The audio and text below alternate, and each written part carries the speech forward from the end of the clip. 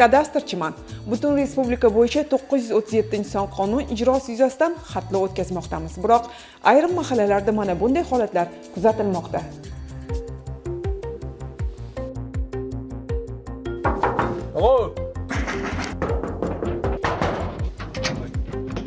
Hamma hujjatlarim joyida.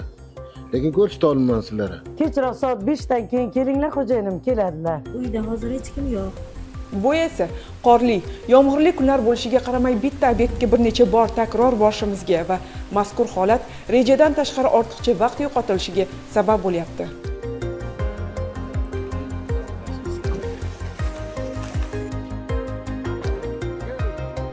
Xatlov bo'lsa, menga nima foyda deyishingiz mumkin.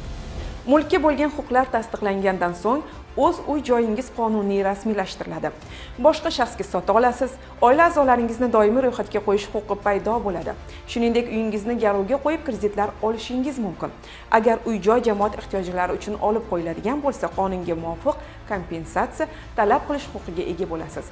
Sizga yaratilgan mazkur imkoniyatdan foydalanishingizda biz sizga xizmat ko'rsatishimiz lozim.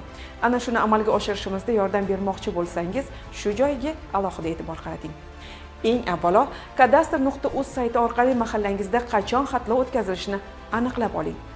O'sha kuni o'z xonadoningizda bo'ling. So'raganimiz kadastr xodimlari uyingizga xatlovga borishganida vazifalarni bajarishlari uchun imkoniyat yaratishingiz kerak xolos.